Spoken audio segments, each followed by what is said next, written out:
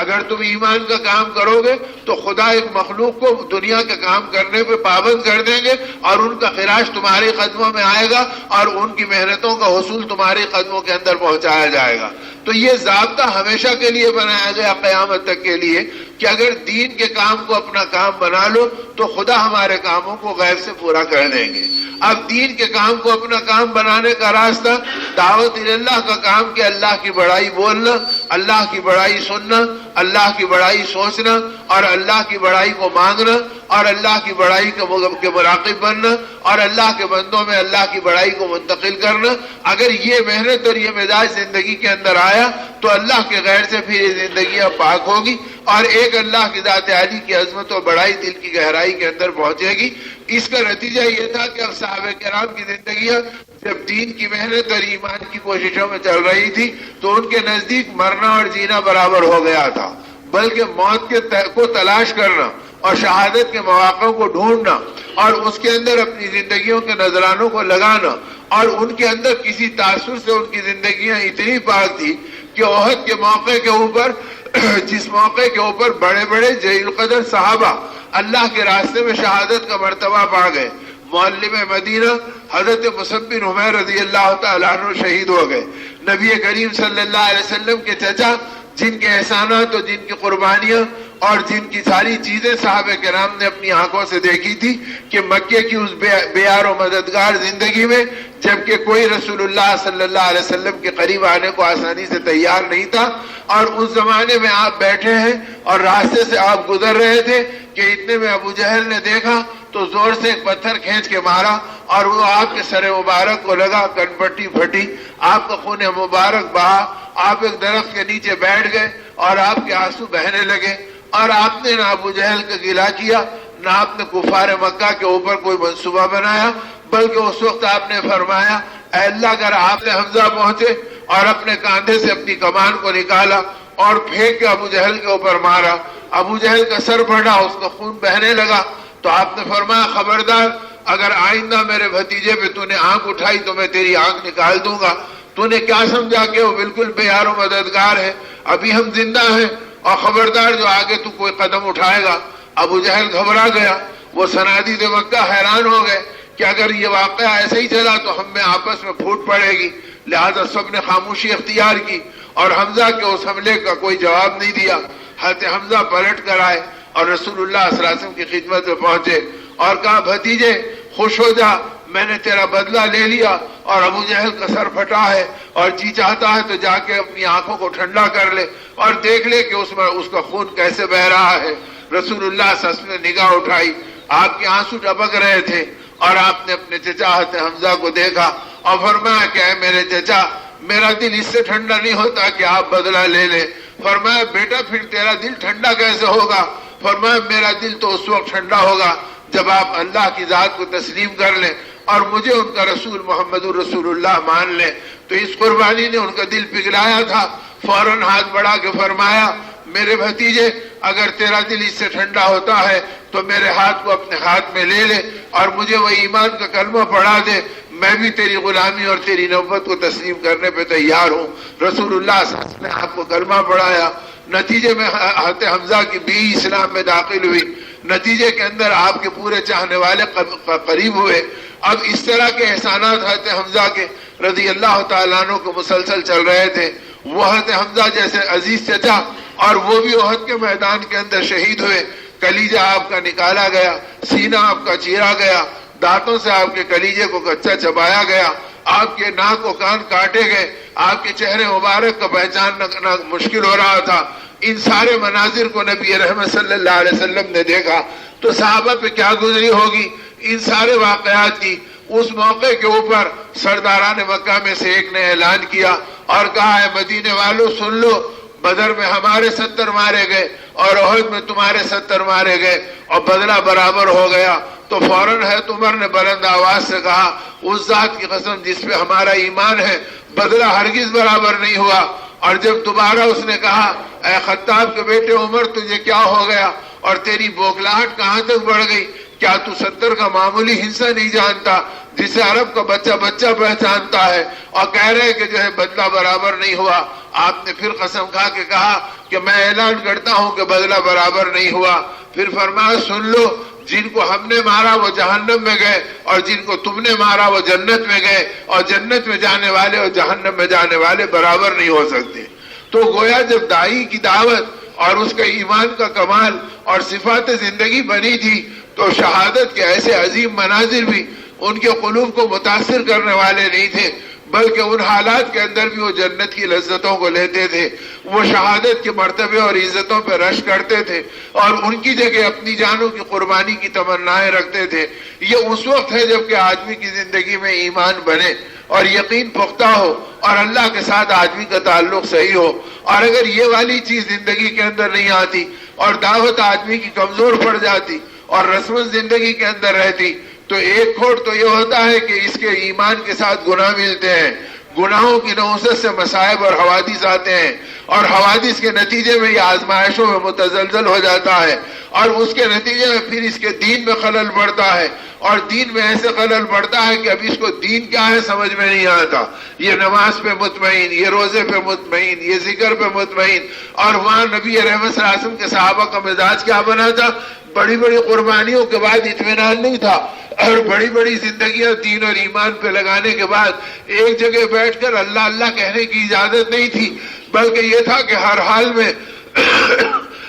میں اللہ کے دین کا کام کرو، اور ایمان کی محنتوں میں اپنی جان چھڑکو، اور آخرت والی فکروں میں اپنی زندگیوں کو چلاؤ. انہی محنتوں کو عنوان بنا کر پھر یہ اپنے آپ کو چلاتے رہے، اور انہی فکروں کے اوپر وہ اپنی زندگیوں کو اٹھاتے رہے، اور اس پر اللہ پاک کی پھر غیبی مددیں ان کے ساتھ آتی رہی. پھر حالات عالم پلٹے اور آگ کے فرشوں پہ لیٹنے والوں کی زندگیوں کا حال یہ بنا کہ پھر زمانے کی شہزادیاں ان کی باندیاں بنائی گئیں اور ان کی خدمت اور بستروں کے بچھانے کے لیے معمور کی گئی. یہ ساری چیزوں کا پلٹاوا اس وقت ہے جبکہ اللہ کی مددوں کو لینے کے لیے امت کا ایک طبقہ دعوت کو اپنا کام بنا لے اور دین کی ان محنتوں پر اپنی جان و مال کے چھڑکنے کے راستے پر اپنے آپ کو چلا دے، اور یہ طے کر لے کہ وہ دعوت کا ایک کام ہے کہ جس کے نتیجے کے اندر دین کے ہر شعبے کو پانی ملے گا، اور ہر راستے کے اندر اللہ دین کی حفاظت کے اسباب بنائیں گے. اور دعوت ٹوٹتی تو پھر ایمان پہ زد آتی، ایمان پہ زد آتی تو پھر اعمال میں شک پیدا ہوتا، اور اعمال میں شک پیدا ہوتا تو اللہ کی طرف سے حالات عالم پکڑ میں آتے، اور جب حالات عالم پکڑ میں آتے تو بندہ بے اعتماد بنتا ہے. ارے اتنی دعا کر رہے کچھ نہیں ہوا، اور اتنی نماز پڑھ رہے کچھ نہیں ہوا، اور اتنا وقت لگا رہے کچھ نہیں ہوا. اور اللہ کی ذات عالی نے تو شاہانہ اعلان فرما دیا کہ من لم یرضى علی قضائی ولم یرضى علی بلائی فلیتخذ ربا سوائی، او کما قال اللہ تبارک و تعالی. حدیث قدسی کا ٹکڑا ہے جس میں حق تعالیٰ فرماتے ہیں جو میرے فیصلوں پہ راضی نہیں ہوتا اور میری بلاؤں کا استقبال نہیں کرتا، اس کو چاہیے کہ میرے علاوہ کسی اور کو اپنا رب بنا لے. اگر میں اس کا رب ہوں تو پھر میرے راستے پر چلے. میں حاکم ہوں تو میرا ہر حکم خیر ہے، اور میں حکیم ہوں تو میں اپنے حکم میں اپنی حکمت اور مشیت رکھتا ہوں تاکہ میرے بندے میری مددوں کا مستحق بنے اور میرے راستے پہ چل کر میری غیبی تائیدوں کو حاصل کرنے والے بنے. تو اس لیے میرے دوستوں اور میرے بزرگوں، حالات امت میں مختلف زمانوں میں آئے، اور جب بھی آئے یہ حالات آدمی کو اعمال کی طرف متوجہ کرنے کا سبب بنے. اور جب بھی امت اعمال کی طرف متوجہ ہوئی اور ایمان کی محنتوں کو اپنا کام بنا کر چلنے لگی تو نتیجے کے اندر اللہ کی غیبی مددیں آنے لگی. اور جب بھی غیبی مددیں آئیں تو دیکھتے دیکھتے اس امت کے حالات بدل گئے. بقول حضرت مولانا عمران خان صاحب رحمۃ اللہ علیہ کے کہ نہ کبھی تم اکثریت میں تھے، نہ کبھی تم اکثریت میں ہیں، نہ کبھی تم اکثریت میں ہوں گے. ہمیشہ اللہ پاک تمہیں اقلیت میں غالب کیا، اور تھوڑے رہنے پر ہی اللہ رب العزت نے تم کو غالب بنایا، بشرطے کہ تمہاری زندگی میں ایمان و اعمال کی محنتیں ہو.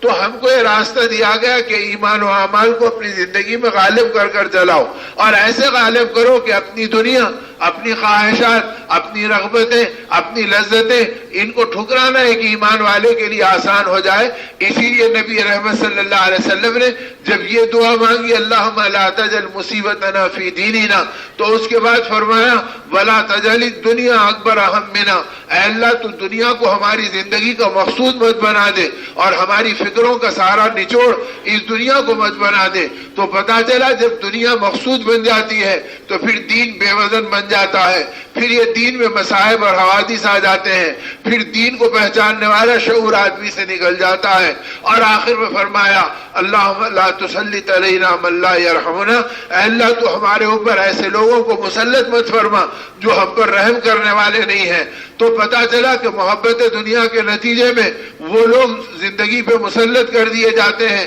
جن کے سینوں سے رحم کھینچ لیا جاتا ہے، اور ان کی زندگی ہمارے ایمان کے لیے آزمائش بن جاتی ہے۔ اس لیے صحابہ کرام رضوان اللہ علیہ اجمعین کا مبارک طبقہ ہمیشہ اپنے اعمال کو ٹٹولتا رہا، اور نبی رحمت صلی اللہ علیہ وسلم امت کو اعمال کے اوپر لگاتے رہے، اور دعوت والی فکروں پر اس امت کو کھڑا کرتے رہے کہ یہ امت دعوت کے کام کو اپنا کام بنا کر کرتی رہے، اور دعوت کی محنت میں اپنی حفاظت سمجھتی رہے۔ اب اس سے بڑھ کر نازک موقع امت پر کبھی آیا نہ قیامت تک کبھی آئے گا کہ اللہ کے نبی دو جہاں کے سردار رحمت عالم صلی اللہ علیہ وسلم دنیا سے پردہ فرمائے ہیں۔ امت پہ کیا غم ہوگا کہ جس امت کا حال یہ تھا وہ اپنی اولاد کو، اپنی جان کو، اپنی تمام تمناؤں کو آپ پہ نثار کرنے کے لیے گویا متمنی رہتی تھی، اور وہ نبی رحمت صلی اللہ علیہ وسلم دنیا سے پردہ فرما گئے۔ صحابہ اس غم کے اندر ہے، اور دشمن یہ سمجھ رہا ہے کہ یہ موقع مدینے کو ختم کرنے کا ہے اور ان کی زندگیوں کو تہس نہس بنانے کا ہے۔ اور ادھر ابوبکر صدیق رضی اللہ تعالیٰ عنہ فرما رہے ہیں کہ جنازہ رسول اللہ صلی اللہ علیہ وسلم کا بعد روز مبارک میں اتارا جائے گا، اور پہلے جیش اسامہ کو روانہ کیا جائے گا۔ حضرت عمر آ کے کہہ رہے ہیں کہ اے خلیفہ رسول اللہ، آپ پہلا حکم کیسا اپنا جاری کر رہے ہیں؟ آپ دیکھتے نہیں کہ امت کا کیا حال ہے اور دشمنوں کے کیسے پرخطر منصوبے ہیں۔ ہرقل روم اپنی طاقتوں کے ساتھ مدینے کا رخ کیا ہوا ہے، اور دنیا کی طاقتیں مدینے کو مٹانے پہ لگی ہوئی ہیں، اور آپ اتنے بڑے جیش اسامہ کو 3000 کے لشکر کو بھیج دے رہے ہیں، جس کے بعد مدینے میں کوئی باقی نہیں رہے گا۔ تو آپ نے حضرت عمر کے سینے کے اوپر تھپتھپایا اور فرمایا عمر تجھے کیا ہو گیا؟ جاہلیت کے زمانے میں بہادری دکھاتا تھا اور ایمان کے زمانے میں بزدلی بتلا رہا ہے، خبردار اپنی زبان کو بند کر لے۔ نبی کا فیصلہ فیصلہ ہے، اس کے اندر تبدیلی کر دینا ابو بکر کی بات نہیں ہے، یہ جائز جا کر رہے گا اور یہ لشکر روانہ ہو کر رہے گا۔ یہ کہہ کر آپ نے حضرت اسامہ کے لشکر کو روانہ کر دیا۔ صحابہ کہتے ہیں حضرت اسامہ کا لشکر روانہ ہونے کے بعد پورے مدینے میں 150 سے زیادہ بالغ مرد موجود نہیں تھے، اور اس حالت میں حضرت ابوبکر رضی اللہ عنہ نے فرمایا ارتداد کی اطلاع ملی ہے اور مسلمہ بن کذاب کی جھوٹی نبوت کے دعوے کی اطلاع ملی ہے، لہذا اسی حالت کے اندر میں چاہتا ہوں کہ ان مرتدین زکوٰۃ کے پاس ان کو بھیج دو، عمر تم بھی ان کے اندر شریک ہو جاؤ۔ اب لوگ حیران ہیں کہ کیسے کیسوں کو آپ بھیج دے رہے ہیں، اور یہاں تک کہ فرمایا اگر تم نہیں جاتے تو تنہا اپنے آپ کو سواری پہ سوار کر لیا، اور اس وقت قرآن پاک کی آیت پڑھی لا یکلف اللہ نفسا الا وسعها، کہ یاد رکھو اللہ اس سے زیادہ آدمی کے اوپر بوجھ نہیں ڈالتے جس کا وہ مکلف نہ ہو۔ یعنی یہ بقول حضرت مولانا صاحب رحمۃ اللہ علیہ کے ابو بکر نے تو اس آیت کو وہاں پہ پڑھا ہے، اور تم اس آیت کو اپنی دھوپ میں پڑھتے ہو، اپنی بھوک میں پڑھتے ہو، اپنی بچوں کی راحتوں کو پورا کرنے کو رکاوٹ سمجھ کے پڑھتے ہو، اور سمجھتے ہو کہ بھائی دین کے کام کی ہمارے اوپر کیا ذمہ داری ہے۔ اور حضرت ابوبکر رضی اللہ عنہ خلیفہ رسول اللہ نے اس نازک موقع پر اس آیت کو پڑھا اور سواری پہ بیٹھ گئے۔ آپ کو بیٹھتا ہوا دیکھ کر تمام صحابہ تیار ہو گئے، تو آپ نے 150 صحابہ کی پوری جماعت نکال دی۔ علماء لکھتے ہیں اور سیرت نگاروں نے ان باتوں کو محفوظ کیا کہ 3 دن اور 3 رات مدینے پہ ایسے گزرے کہ پورے مدینے کے اندر ایک بالغ مرد مدینے کی حفاظت کے لیے باقی نہیں رہا، اور ایسے وقت کے اوپر جبکہ دنیا کی ساری طاقتیں مدینے کے اوپر اپنا نشانہ بنائی ہوئی تھی، لیکن جب یہ جماعت نکلی اور جس تیزی کے ساتھ ان کو قربانی پہ دوڑایا گیا، فجر یہاں پڑھو، ظہر یہاں پڑھو، عصر یہاں پڑھو، مغرب وہاں پڑھو، اور ہر قبیلے کے اندر پہنچ کر ان کے ساتھ مقابلہ کرو۔ اب نتیجے میں جس راستے سے گزرے تو دشمن کو اللہ نے ان کی نگاہوں کے اندر ان کی ہیبت اور ان کی وحشت اتنی ڈال دی کہ جدھر سے ہرقل روم کا لشکر گزرتا اور جدھر سے مخالفین اسلام آتے ان کو پتا چلتا ابھی یہاں سے ایک جماعت ان کی باہر گئی اور ابھی یہاں سے ایک جماعت ان کی باہر گئی تو ایک ہی جماعت گئی اور اللہ نے سینکڑوں جماعتوں کی شکل میں دشمن کو دکھلا دیا. انہوں نے آپس میں کہا ذرا سوچ لو جب اتنی طاقت باہر بھیجے ہیں تو مدینے میں کتنی طاقت ہوگی. خامخواہ کے اپنی بیویوں کو بیوہ کیوں کرتے ہو اور اپنے بچوں کو یتیم کیوں کرتے ہو. اب ان کے اوپر اللہ نے ہیبٹ ڈالی, انہوں نے ارادے بدلے اور راستوں سے وہ واپس لوٹ گئے اور 3 دن اور 3 رات پورے مدینے کے اندر بغیر ایک بالغ مرد کے اللہ نے حفاظت کر کے بدلا دی تاکہ قیامت تک امت کو پتا چل جائے اگر تم دعوت کے کام کو اپنا کام بناؤ گے تو اللہ تمہارے بغیر تمہاری نسلوں کی حفاظت کریں گے اور تمہارے بغیر تمہارے علاقوں کی حفاظت کریں گے. تو حفاظت بھی دعوت میں اور نجات بھی دعوت میں اور ہدایت بھی دعوت میں اور زندگی کے اندر اللہ کی غیبی مددیں بھی دعوت میں. تو دعوت کے کام کو اپنا کام بنا کر کرنا اور ان محنتوں میں اپنی زندگیوں کو چلانا, اس راستے پر اللہ پاک نے ان محنتوں کو اٹھایا اور ان قربانیوں کو چلایا. اب عام طور سے اس راستے کی برکتوں کا بالعموم اس کی اجازت نہیں کہ آدمی ان کو کہتا رہے, لیکن کبھی کبھی ترغیباً کوئی بات آ جاتی ہے. ابھی ایک علاقے کی کارگزاری باہر کے ملک کے اندر سامنے آئی اور وہاں پر تذکرے چلنے لگے. انہوں نے کہا مالی کے علاقے کے اندر افریقہ کے علاقے میں ہماری 4 مہینے کی جماعت گئی تھی اور وہ جماعت پیدل بنائی گئی اور چلتے چلتے راستے کے اندر گھاٹی آ گئی. اب وہ گھاٹی کے اوپر ہم چڑھنے لگے. اب چڑھتے چڑھتے ہم گھاٹی کی بلندی پہ پہنچ گئے. اب ہم 4000 فیٹ اونچے ہو گئے اور نیچے کھائی نظر آنے لگی. اللہ کی شان یہ کہ ایک ساتھی کا پیر پھسلا اور وہ ایک دم نیچے گرا. پوری جماعت کی چیخ نکل گئی اور وہ گرتے ہوئے آدھے راستے تک 1500 فیٹ تک نیچے اترا اور کوئی ڈالا اس کے ہاتھ کو لگ گیا, اس نے اسے پکڑ لیا, وہ لٹک گیا. اب ساتھی اوپر سے دیکھ کر بے قرار رو رہے ہیں اور تڑپ رہے ہیں, اے اللہ ہمارا ساتھی موت و زیز کی کشمکش میں ہے, ہم نکال بھی نہیں سکتے, جنگل و بیابان کی جگہ ہے, اس تک آواز پہنچانا ہی بڑی مشکل کی چیز ہے, نیچے کھائی نظر آ رہی ہے. اب آگے اس کا کیا بنے گا؟ اسی تڑپنے اور بے چینی کی حالت میں تھے, یہاں تک کہ ساتھیوں کی ہچکیاں لگ گئی. امیر نے اس کو دیکھا, ساتھیوں پہ نظر ڈالی, پوچھا بتاؤ تمہارا مشورہ کیا ہے؟ پھر اس کارگزاری میں انہوں نے کہا کہ امیر نے طے کر لیا اور یہ کہا کہ بس اب ہمارا حکم ہے تم ہاتھوں کو چھوڑ دو, شہادت کی نیت کر لو اور رسول اللہ صلی اللہ علیہ وسلم کو ہمارا سلام پہنچا دینا اور بتلا دینا کہ دین کی ان محنتوں میں امت کا کیا حال ہے. اب ساتھیوں کی چیخیں نکل گئی, اس نے بھی اپنی آنکھوں کو بند کیا, کلمہ بلند آواز سے پڑھا اور ایک دم اس نے اپنے ہاتھ چھوڑ دیے. ساتھی ایک دم چیخ پڑے, یا اللہ ہمارا ساتھی تو شہادت کے مرتبے میں پہنچ گیا. اتنے میں یہ کہہ رہے ہیں ابھی ہمارا چیخنا ختم نہیں ہوا اور ہمارے روتے ہوئے آنسو سنبھلنے نہیں پائے. اتنے میں ہم کو ایسے محسوس ہوا ہمارے بازو کوئی کھڑا ہے. پلٹ کر دیکھا تو کیا دیکھتے ہیں کہ نیچے جانے والا ساتھی ہمارے بازو کھڑا ہوا ہے. ہم اسے دیکھ کے لپٹ گئے اور ہم نے روتے ہوئے ہماری چیخیں نکل گئی اور ہم نے کہا کہ اللہ نے تمہیں یہاں پہنچا دیا. کہا مجھے کچھ پتا نہیں, میں نے امیر کی اطاعت میں شہادت کی نیت سے ہاتھ چھوڑے. پہلے نیچے جاتے ہوئے محسوس ہوا, ایک دم ایسے معلوم ہوا کہ کوئی طاقت مجھے اوپر اٹھا رہی ہے. آنکھ کھلی تو میں تمہارے بازو اپنے آپ کو پا رہا ہوں. تو میرے دوستوں اور میرے بزرگوں, یہ اللہ کی وہ غیبی مددیں ہیں جو اللہ آج بھی اپنی قدرت سے دکھا رہے ہیں. اور بقول حضرت مولانا صاحب رحمۃ اللہ علیہ کے اللہ قیامت تک اپنی قدرت کو دکھائیں گے اور اپنی نصرت کو بتلائیں گے. اللہ بدلے نہیں, ان کی قدرت میں کمی آئی نہیں. ضرورت اس کی ہے کہ دعوت کو اپنا کام بنایا جائے اور ایمان کی محنتوں میں اپنی زندگیوں کو جھونکا جائے اور یہ طے کیا جائے کہ اللہ کے دین کا کام ہمارا کام بنے اور ایمان کی محنتوں میں ہماری جان لگے اور انہی فکروں کو ہم صبح اور شام اپنی زندگی کا ذوق بنائیں اور اسی کے اندر ہم اپنے آپ کو چلانے والے بنے. اس لیے کہ اس سے محبوب ترین کوئی اور عمل نہیں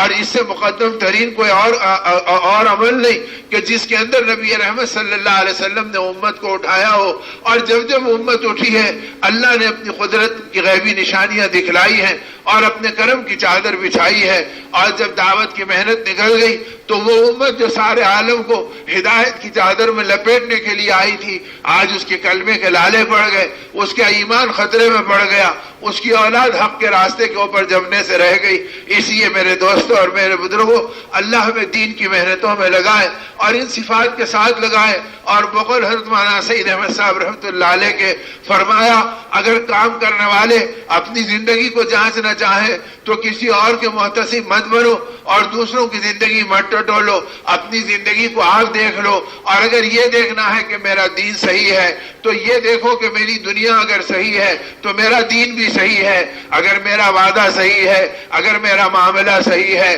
اگر میری نگاہ صحیح ہے، اگر میرے خیالات رال نہیں ٹپکاتے، میرے جذبات دنیا کے اوپر نہیں اتراتے، تو اس کا مطلب یہ کہ اگر میری دنیا صحیح ہے تو میرا دین بھی صحیح ہے، میری اولاد بھی صحیح ہے، میرے گھرانے بھی صحیح راستے پہ چلیں گے. اور اگر ہماری اپنی زندگی میں دین کھوکھلا ہوگا تو ہمارے گھرانوں میں نفاق پلے گا، ہماری اولاد دین کی باغی بنے گی، ہماری عورتیں ایمان کا مذاق اڑائیں گی اور ہماری زندگی بے وزن بن جائے گی اور ہماری دعائیں بے جان بن جائے گی. اس لیے اگر اپنی زندگیوں کو بنانا ہے اور اپنی زندگیوں کو سنوارنا ہے تو اس کا راستہ صرف اور صرف دعوت اللہ کی محنتیں ہیں اور ایمان کی اس پکار پر لبیک کہنا ہے اور اللہ کے راستے کی اس نقل و حرکت کو اپنانا ہے. اب تو اللہ پاک نے ان کاموں کی حقانیت کو اتنا بڑھا دیا اور اتنا پھیلا دیا کہ وہ ائمہ حرم جو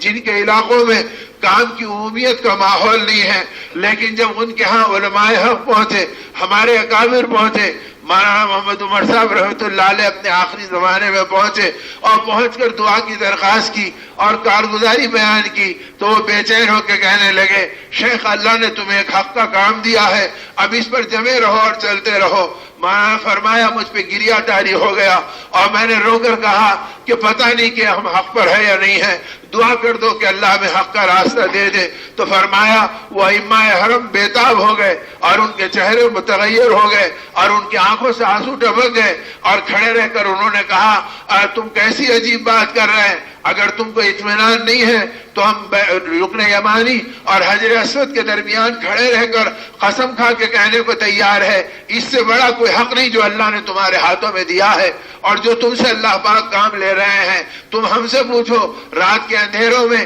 یہ نوجوان نسل سعودی ہمارے پاس آ رہی ہے اور 2-2 بجے رات کو ہمارے دروازوں پہ پہنچ رہی ہے اور جب ہم دروازہ کھول رہے ہیں تو ہچکیوں میں ڈوبی ہوئی ہے اور پوچھ رہی کہ اس گناہ کا کفارہ بتاؤ، اس غلطی کا مداوع بتاؤ اور توبہ کا راستہ بتلاؤ. ہم حیران تھے کہ حکومت جس سے مایوس ہو گئی، خاندان جن سے بے بس ہو گئے اور آج وہ 2 بجے رات کو توبہ کا راستہ پوچھ رہے ہیں اور حق کے بارے میں کفارہ پوچھ رہے ہیں. جب ان سے کہا کہ یہ احساس کہاں پیدا ہوا، انہوں نے کہا کہ دعوت اللہ کے راستے میں نکلے تھے، اللہ نے ہمارے دل کی دنیا کو بدلا ہے اور ایمان کی یہ برکتیں دی ہے. تو میرے دوستوں اور میرے بزرگوں، اللہ غیبی راستوں سے اس کام کی عظمتیں اور اقدار بتلا رہے ہیں اور اس کی اہمیت کو اللہ اپنی قدرت سے دکھلا رہے ہیں. بلکہ اس سے آگے کی بات، مدینہ طیبہ میں ابھی بھی وہ استاد حدیث موجود ہیں شیخ ابو بکر جابر الجزائری، جن کے درس حدیث کے اندر 400 عرب علماء آ کے بیٹھتے ہیں اور روزانہ مغرب تا عشاء